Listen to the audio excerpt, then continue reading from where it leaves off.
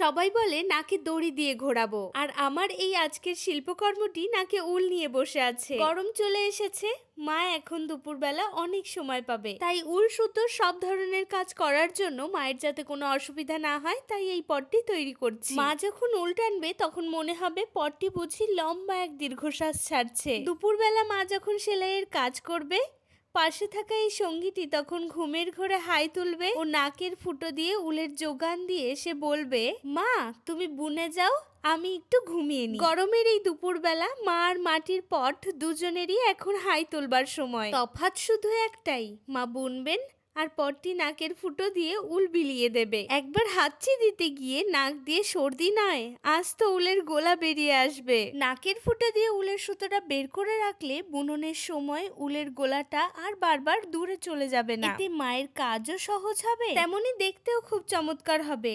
চাইলে তোমরাও এরকম মজাদার পট বানিয়ে নিতে পারো।